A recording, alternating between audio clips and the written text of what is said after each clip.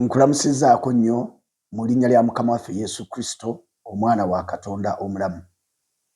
Munnansaasira ab'emikwano, eddoboozi lyange si ddungi, ninamu ekiyegu.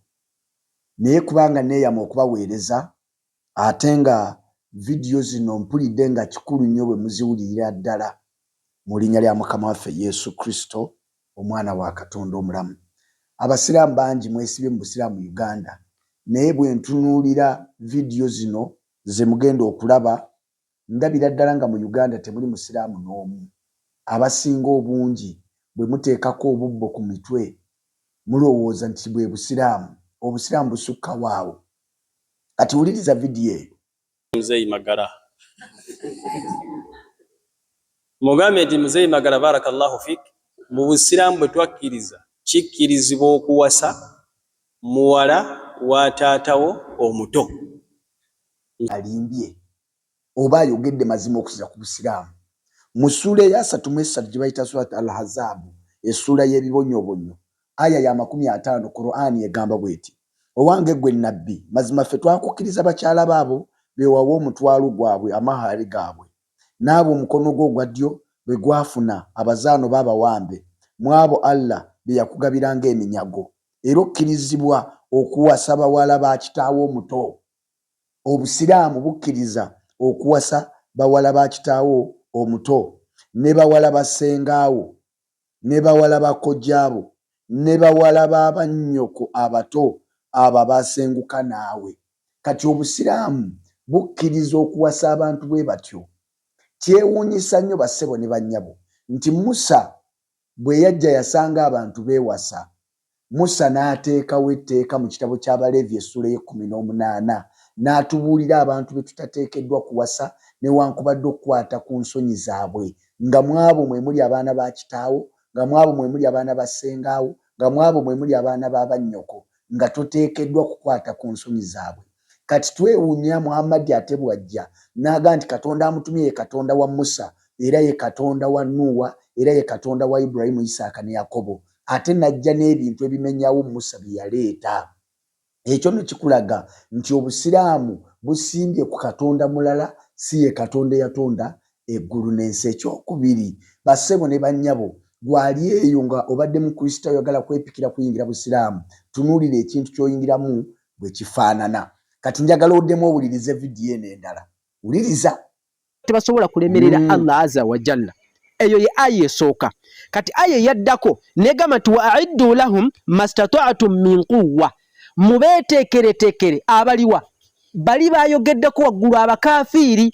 Kati ono Bilali Katamba ne banna bamufaanana simanyi baani baagadde bakwate aya eno eyogera ku kweteekerateekera abakafiiri, ate bakoowole ajyalul muslimiina babagambe nti bayingire UPDF okulwana nti bakuuma ggwanga, ate eri abakafiiri Allah batugamba tulwanyise. Allah tugamba wa'iddu lahum, mubeeteekereteekere ayi al-kuffaara abakafiiri, mastata'tum min quwwa, n'ekyo kye mulinako obusobozi bwonna mu maanyi, wa min ribaatil khayri, n'ensolo. Kati wuliriza aya bwegenda: turuhibuuna bihi aduwwa Allah, ng'ebyo bye mweteeseteese nabyo training gye mufunye nga mugifunye, turuhibuuna irhaban li adaillah, mugifunye kubeera ba terrorists ku balabe ba Allah. Eyo training Allah yagituwa okubeera, Allah tulagira kufuna training eyo, okufuna ebyokulwanyisa ebyo bye tubeera tulinako obusobozi, okukola idadi, okujuzaamu ku kanyama, irhaban lil kafirina, okutiisa abakafiri. Turihibuna bihi adwanyisa is the primary role of UPDF against rebels, terrorists and occupation.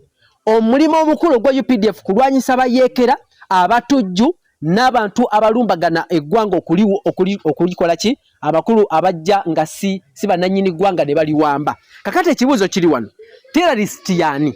Terrorist ye muntu irhabu bayitibwa ba irhabiyuna, abantu abatiisa.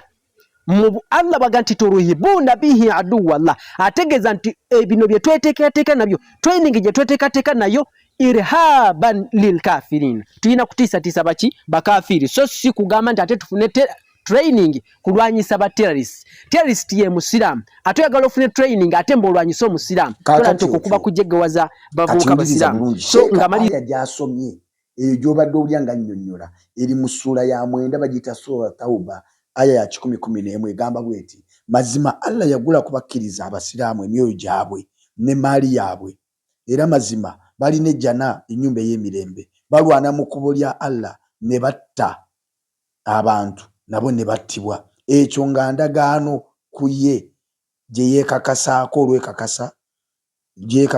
olwekakasa kati owuliriza ndowooza kati bw'oba ng'oli musiraamu oli eyo muganda wange mwannyinaze nga ggwe tosobola kwesibako bbomu tosobola kuwaayo omwoyo gwo kugenda kutulikira mu katale obusiraamu buyibuye kumenyera bwereere empala otema za bwereere okukuuta ekyenyi ku ttaka ofuna enkovu okuuta kya bwereere okwambala ebigatto ebitabika bigere ofuna entyacambuzi kuyise ku siraatwa okola bya bwereere muganda nga amajini gakutulugunyiza bwereere jangu eri Yesu Kristo asobola okuyamba Yesu teyeetaaga kumulwanirira ye yakola ogugwe yamala Yesu yakola ogugwe yamala teyeetaaga kumulwanirira oyo Katonda alwanirirwa obulwanirirwa si ye Katonda gwe twogerako njogera ku Katonda yatonda eggulu n'ensi ayagala abantu bonna okulokoka era okutuuka okutegeera amazima Mukama bampeera omukisa nga ozibuka amaaso ove mu kintu ky'Abawarabu oyingire mu kintu kya Katonda mu linnya lya Yesu